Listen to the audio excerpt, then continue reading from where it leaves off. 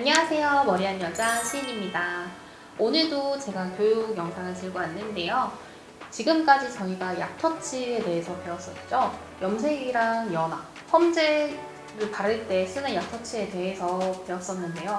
이번에는 두 번째 챕터로 넘어갈 거예요. 이제 약터치를 끝냈으니까 다음은 펌 쪽으로 들어갈 건데요. 펌도 여러 가지 종류가 있어요. 세팅, 일반 펌, 직펌. 세팅이라고 하면 열펌이죠. 열펌으로 나눠서 총 크게는 세 가지로 나누어지는데요. 오늘은 그 중에서 일반 펌에 대해서 알아볼 거예요. 일반 펌 같은 경우에는 남자들한테 시술하는 경우도 많고요. 약간 연령대가 있으신 어머님들 혹은 직펌이랑 비슷한데 직펌도 일반 펌의 일종이지만 열이 들어가요. 그래서 열이 들어가는 롯들로 들어가기 때문에 일반 펌에서 살짝 다르게 봐주시는 게 좀 더 좋아요. 롯들을 어떤 걸 사용하냐에 따라서 조금 다른데 오늘 그거에 대해서 알아보도록 해볼게요. 일반 펌을 들어갈 때 항상 많이 하는 세팅 방법이에요. 롯들을 호수별로 준비를 하고 선생님들께서 이렇게 말씀하실 때가 있어요. 1호부터 그 아래까지 준비해주세요. 아니면 4호 베이스로 아래 준비해주세요 라고 하시는 경우가 있어요. 그거는 그 고객님들 따라서 모질에 따라서 아니면 스타일에 따라서 이게 롯드 호수가 갈리는 거기 때문에 만약 그냥 펌을 준비한다고 하시면 1호부터 8호까지 한 5-6개씩 이렇게 쪽쪽쪽쪽 해서 준비해 주시면 돼요. 그리고 파지, 그리고 고무줄, 그리고 빗 2개, 그리고 지금 여기는 없지만 꼬지라고 고무줄 자국이 나는 걸 방지해주는 친구가 있어요. 그거랑 펌제가 있겠죠. 일반 펌을 배울 때 가장 중요한 건 호수를 먼저 외워주셔야 돼요. 각 매장별로 그 호수를 보시고 이걸 가장 먼저 외워주셔야 돼요. 처음부터 펌을 말지 못하겠죠. 그래서 선생님 옆에서 어시를 하게 될 거예요. 어시를 할 때 선생님이 2호 주세요 했는데 2호가 뭐지? 이러고 왔다 갔다 거리시는 사이에 선생님이 여기서 딱 집어가실 거예요. 그렇게 되기 전에 2호 주세요 하면 바로 이거 2호 이러고 바로 드릴 수 있게 이렇게 하면서 선생님들께 이쁨을 받으면 조금 더 빨리 배우실 수 있어요. 1호부터 8호까지 거의 9호, 10호까지 있는 곳도 있어요.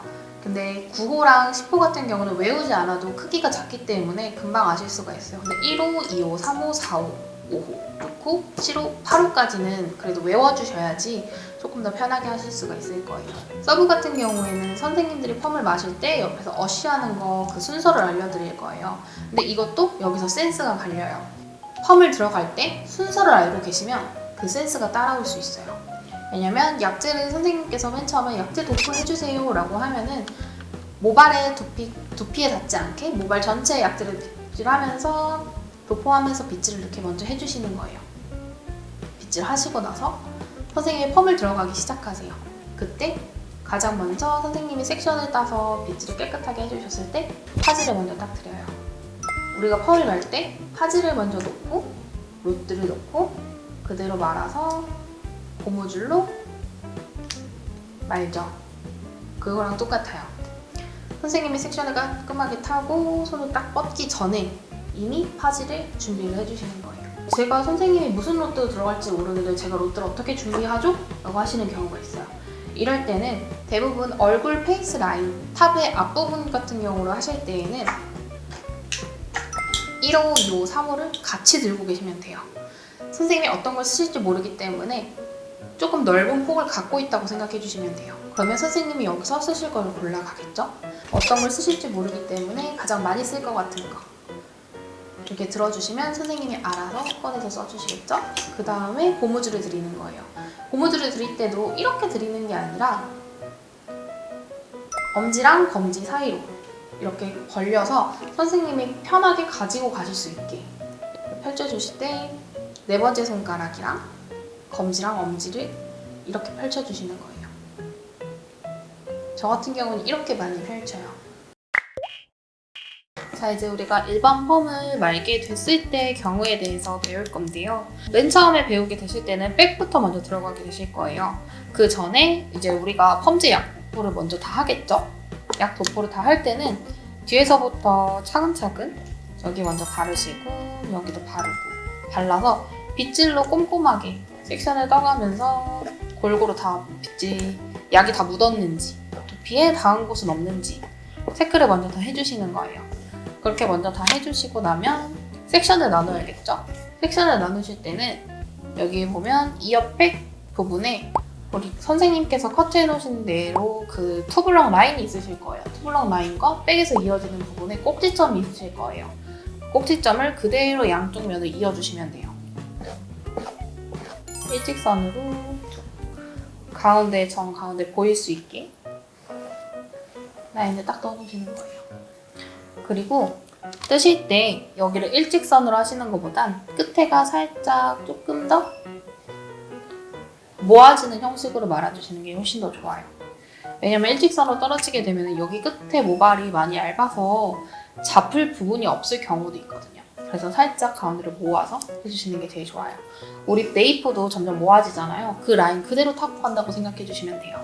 자격증 딸 때 배웠던 밴딩 있죠? 그 밴딩을 일자 밴딩이라고 많이 해요. 일자 밴딩 같은 경우에는 저희가 자격증 시험 딸 때는 이렇게 밴딩을 하는 걸 배우죠.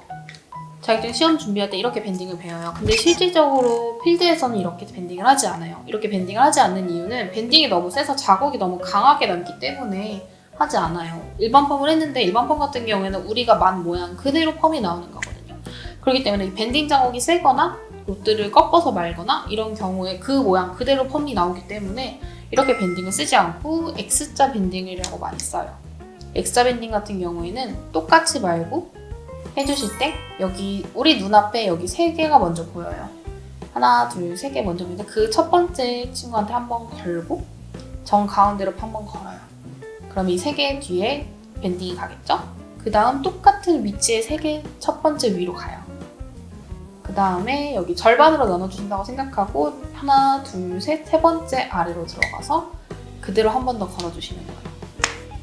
일반적으로 필드에서 펌을 걸 때 제일 많이 쓰는 밴딩이고 이렇게 연습해 주시는 게 좋아요.